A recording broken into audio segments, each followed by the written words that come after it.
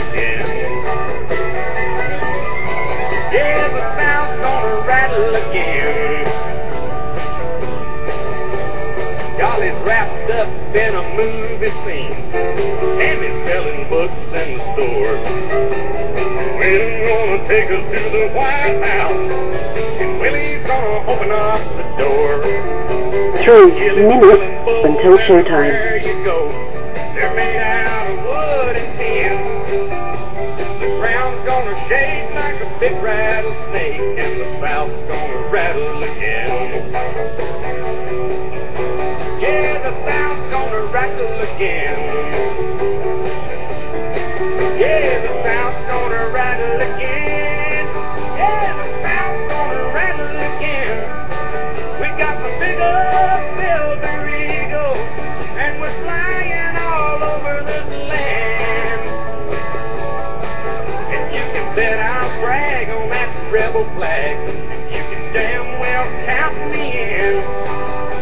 The ground's gonna shake like a big rattlesnake, and the South's gonna rattle again. Yeah, we're gonna shake and rattle again. 2 minutes until showtime.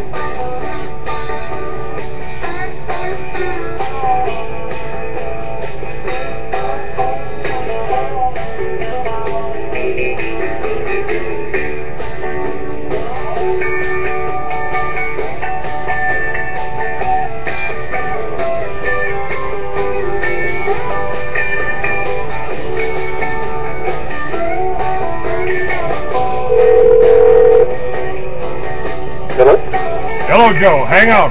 Yes, sir. Yeah, the South's gonna rattle again. Yeah, the South's gonna rattle again. We've got some big old silver eagles, and we're flying through Dixieland. You can bet I'll brag on that rebel flag. You can damn well count me 1 in. minute until showtime. Ground's gonna shake like a big rattlesnake, and the Southern bands are fighting again. Yeah, we're gonna shake and rattle again.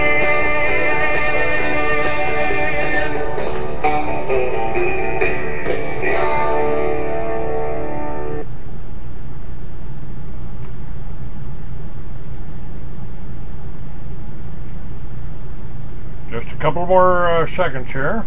Yes, sir. And we'll be live, Joe. But I had to play that song for my pre-game audience. little bit of Hank Jr. there. That's all right. With Rick Perry and the resides, it. Yeah, that's one of the things that I do want to talk to you about is the whole Texas nationalist. Your show will go live in 5 seconds. 4, Live after the 3, music. 2, 1. Blog Talk Radio.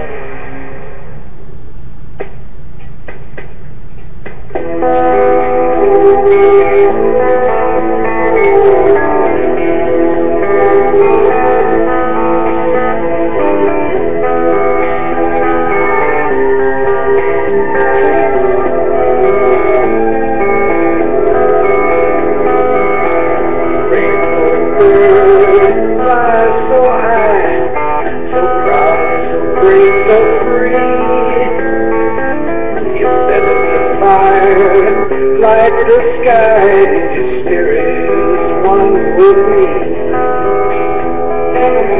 Your wings stand by the ocean. Your eyes see everything. The slightest of your motions can make a continent swing.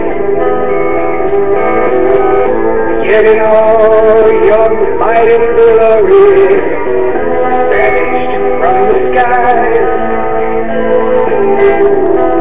leaving just another story, it's millions of man-made lies. They tell us how you fell from the sky. All right, good morning, ladies and gentlemen. Welcome to another edition of the Free American Hour. I'm your host, Clay Douglas, and my guest today is JoeBax. Hello, Joe. How are you? Very good. How are you, Clay? Well, I'm doing pretty well, and it's kind of a special occasion here. This is the 150th anniversary of the Civil War. And you have written a book called The General and Monaville, Texas. And well, I you know, you never hear much about what Texas did in the Civil War. It was like it almost felt like we set it out or something. If you look at the history books, what happened? What happened with our former republic there? The former Republic of Texas? Yeah, I mean, I still think it was really a mistake to give up the Rocky Mountains. You know, now we got to drive to. If you're a Texan, you got to drive to New Mexico to see what a friggin' mountain looks like. Pretty much. Well, we didn't sit out the war, that's for sure. You know, even Lee said that when he was referencing his Texas troops that were poorly clad and the seats of their pants were out, he said, well, the enemy never sees that side of them. And then I forget what, I don't know if it was Lee or it was Jackson that said that the Texans always moved them, meaning we always managed to move the Yankees in the other direction. Texas was spared the physical destruction that you know, so much of the South experienced. And of course, once Vicksburg fell, you know, it was isolated. Still, they tried to run cotton through Mexico and that kind of stuff. But the General in Monaville, Texas, is set in the Brazos River Valley of Texas during Reconstruction. And my purpose in writing it was really to give the reader a true taste of what Reconstruction was like in the South after the war. At age 50, and I'm almost 63 now, at age 50 I returned to school to pursue a master's in American history, with the emphasis being on degree in Reconstruction. And my frustration was that academia had turned the discussion of Reconstruction into nothing more than a compilation of election returns. Now, Clay, if you can visualize this, at the end of the Civil War, 25% of the white male population between 18 and, say, 35 were dead. 25%. They didn't come home. A third of the South's wealth in the form of infrastructure, roads, whatever, was gone, decimated by the war. A third of the South's wealth prior to the war had been held in the form of slaves, and of course they are now free and in competition in the marketplace, the labor pool. And then more importantly, there was no cash, there was no money, the money was gone, and so you were basically back to a barter system. Now, one of the things that academia never focuses on is that Lee surrendered in April. And I am so surprised that academia never connects the dots of the import of his surrender in the month of April. If you surrender in April and you're a Texan, let's say in Virginia, and Appomattox, you're not going to get home until May, probably late May. You don't plant anything in Texas in May and expect it to grow. Admittedly, we have a long growing season, but you have to get your seed in long before May. And after that, over 1 million horses and mules were killed. 600,000 Americans, but 1 million horses and mules were killed during the Civil War. I mean, we literally were in desperate straits. And so what the General in Monaville, Texas does is simply try to create a description using some very, very colorful characters of what Reconstruction was like. And while I said it in Texas, it would apply to anywhere across the South. So that's kind of the effort in the book. Now, the general you're referring to is Lee. No, No. The general is a fictitious character named Leander Wilhite. In this particular book that I wrote, all the characters are truly fictional. The situation, the fact situation, and their experiences are absolutely historic and accurate. But the character itself is fictional. It's really kind of funny. The book is character driven. I do not like boring books, and I did not want to write one. And in fact, I just finished the prequel to it. I'm proofreading it now and editing it because several of the people who read The General in Monaville, Texas, were so intrigued by the characters. They said, we want to know more about these people. And of course, I'm sitting there having made these people up in my mind. And so I decided that I would tackle the effort to do a prequel, which I took all these characters who were Civil War veterans, and I backed them up to their childhood and placed them in Louisiana. And then I brought them to Texas during its colonial period, the Republic of Texas period. And I've taken them all the way up to the Civil War. So, what happened to the Republic? Did that disintegration and did Texas turn into a state somehow during the Reconstruction or after the Civil War? What happened to the Republic? No, the Republic of Texas ended in 1848. It was with annexation to the United States, so 1845, excuse me, and it was annexed. So Texas was a state prior to the Civil War, and that was as Anson Jones, the last president of the Republic, said when he took the flag down, that the curtain has fallen on that drama known as the Republic of Texas. And so we were a state. We, oddly enough, and most people do not know this, we were readmitted to the Union in 1866, early 1866. And then during the midterm elections, when the radicals took over Congress, we were kicked back out of the Union. This is after the Civil War. We were expelled and put under radical Reconstruction. And so 1867 on, we finally got to get readmitted. I think about 1877, but after radical Reconstruction. So it was very odd. We fought the Civil War, we got readmitted, and then the radicals came in and kicked us back out. So thank you. Well, what was the radical Reconstruction? Can you describe that for me? Okay, you'll remember that Lincoln is most known for saying that after the war that he would let them up easy. That he would let the South up easy and try to heal the wounds and repair the nation. Andrew Johnson pretty much followed that same path. You have midterm elections that come in 1866, and the radicals who come in, led primarily by Thaddeus Stevens and in the House and Charles Sumner in the Senate, and essentially they develop a program that the only way you can analyze it is a program of hate. They want to punish the South. They want the South brought to its knees. Well, the South pretty much brought to its knees already, but what they essentially tried to do is initiate a lot of different reforms. Stevens appoints a committee of 15. He's running the House. He's the chair of this committee. He passes on the credentials of the people who are elected by the southern states. He won't see any of their representatives.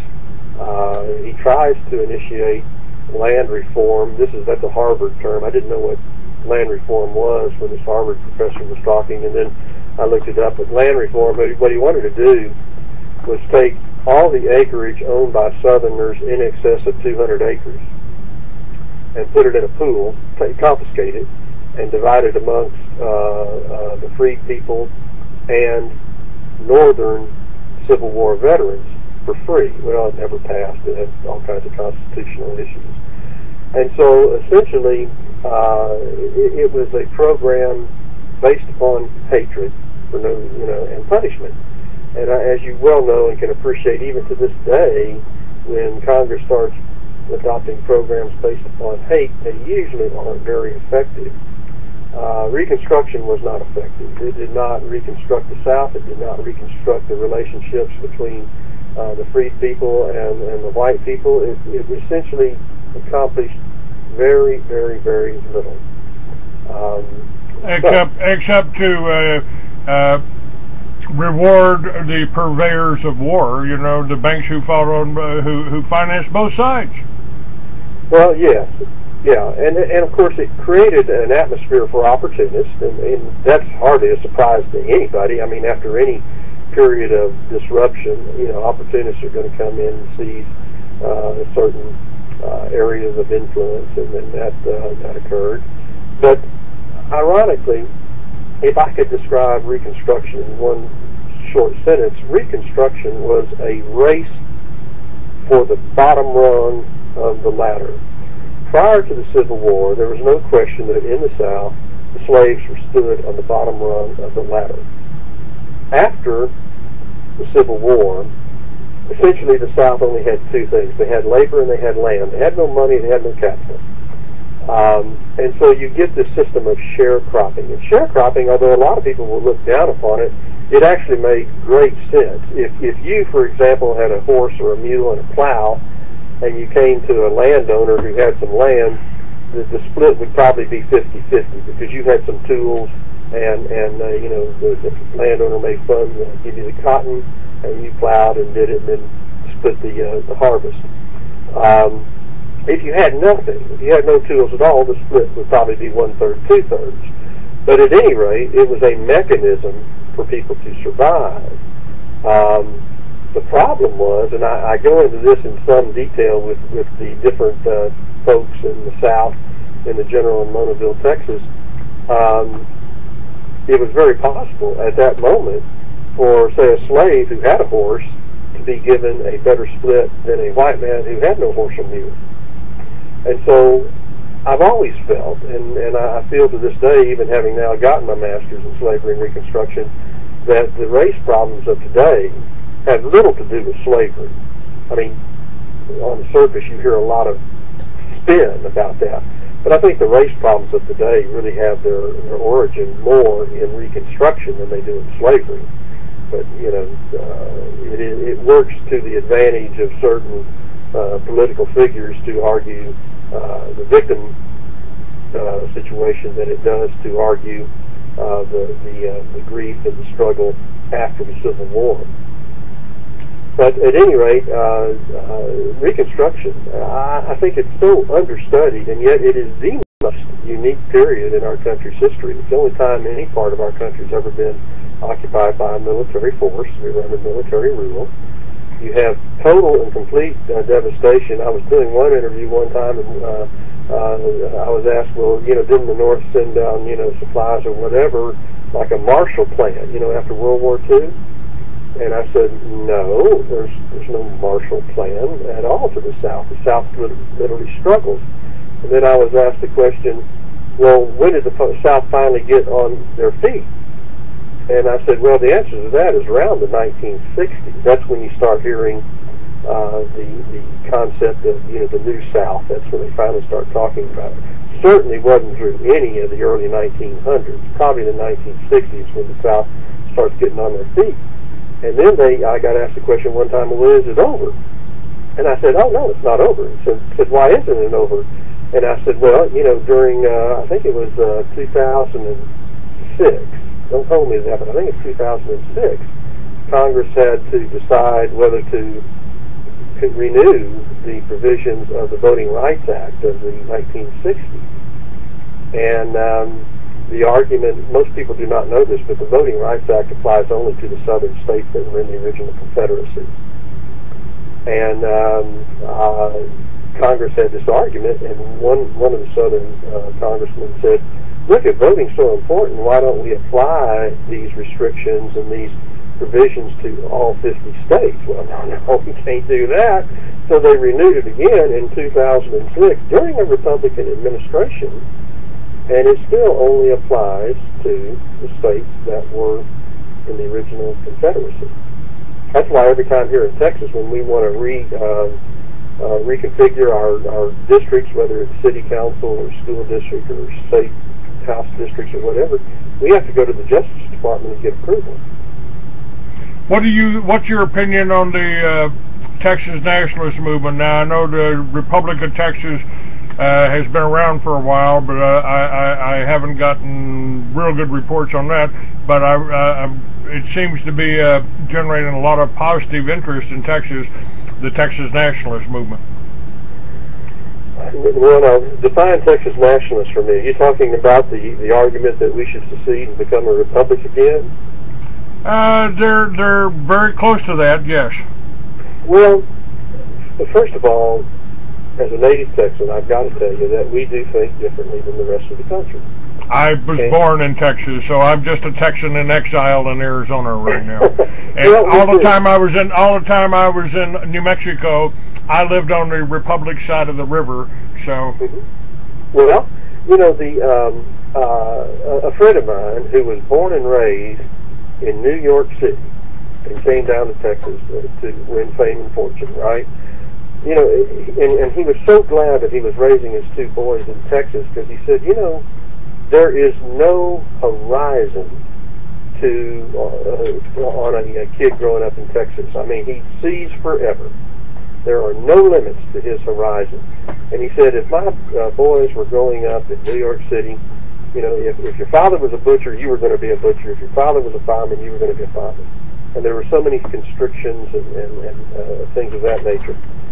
I love Texas. I think that at this point in its history, it needs to play a leadership role in national politics and bring this country back to its founding base. If it can't do that, if this country remains so divided, then, you know, I'd be the first one to say, well, maybe we ought to just return to being a republic.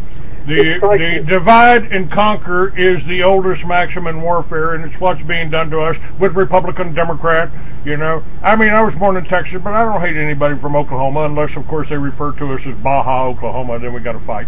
Right. Well, it's really ironic. You know, you talked about this being the 150th anniversary of the Civil War. Now, let me take you back to the 150th anniversary. At that time, we had certain people who had a total disregard for the United States Constitution. I'm not going to argue the morality of slavery, because to argue the morality of slavery is a real short argument. It was wrong then, it's wrong now. I would like to argue the historical context of slavery, and that is the Constitution provided for it. But we had certain groups that didn't care if the Constitution provided for it.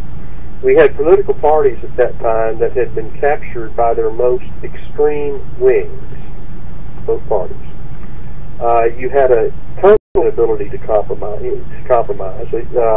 The whole slavery issue had gotten caught up in, for 40 years, in what basically became an honor and pride and insult type situation. I mean, when William Lord Garrison publishes The Liberator in 1845 with the headline, now listen to what the headline said. The headline said, "South repent." Now, it did not say slave owners repent, and we do know that only 5% of Southern householders, only 5% of Southern households owned a single slave. That is how pervasive slavery was. 5%. We've made a lot of progress on that. You know, almost every one of us now are basically slaves that don't know we're slaves. Right. But essentially, you know, 150 years ago, the South, being evangelical Protestant by and large, gets this Liberator newspaper that says "South repent." In other words, you're calling a bunch of evangelical Protestants, largely focused on predestination, sinners. When he does that in 1845, the likelihood that there was ever going to be a compromise over slavery went out the door. My argument has always been, when you insult the rank and file evangelical Protestant in the South, particularly the women folk, then the ability to solve the slavery issue went away. You do know that New York State was the only state that went and bought all the slaves. There were a lot of slaves in New York State, oddly enough. And they adopted a program of compensated emancipation. In other words, you know, when a slave reached a certain age in New York State, the state bought it from the slave owner, and that was it. The slave was then free. Now, when you think about how much the war cost, and 600,000 dead Americans and over 1 million dead horses and mules, compensated emancipation would have been cheap. That wouldn't have been hard to do. But the parties lost the ability to compromise. They lost the ability to work together, in large measure because of one very small group of people who simply were rabid. They wanted the immediate, and this was Garrison, the immediate uncompensated emancipation of slaves. Well, you know, that's a very easy thing to argue for, and you have the moral high ground and all that other stuff, but we live in a practical world, and the practical world says, fine, free them today, what do you do with them tomorrow? And that was one of the things that never really got thoroughly discussed. It was just, you know, if you want a contemporary analogy between slave owners and abolitionists 150 years ago, a contemporary analogy would be the pro-choice and right-to-lifers. There is no middle ground between those two groups. They can never negotiate a solution. And that was what the United States found itself in a comparable position 150 years ago. In the general in Monaville, Texas, you'll pick up. And one thing, Clay, if you want to understand Southern history, you got to master two concepts. The first concept is the cotton culture. You got to understand what it took to grow cotton, what the growing process was, how the seasons worked, and how everybody interacted. And the next thing that you have to understand is the strength of evangelical Protestantism across the South in that time period. And it was very, very strong. Once you call somebody a sinner, you're not likely to be invited to their next Christmas party. Probably not. The what about the hemp crop? Now that was stolen from us in the 30s. But before that, I mean, you know, the Encyclopedia Britannica was printed on hemp for 100 years. Right. You know, right. That kind of raises the question: why are we not allowed to grow it today? And why are we the only country in the world that's not allowed to grow it? Yeah, well, you know, that all comes down to what are you going to use it for? And if the suspicion is you're going to use it for something other than rope or paper, then they don't want you growing it. You know, I would say that's none of their friggin' business. Well, probably not. Probably not. You know. But what they've done now, what they're doing here now, I want to kind of take you into the future now. You're doing much. We're working along the same lines. I've written books for the last 40 years, and some of the books I wrote 40 years ago are as science fiction are happening right now. Right. Right. And I've said that my fiction is actually more believable than the non-fiction books. Yeah.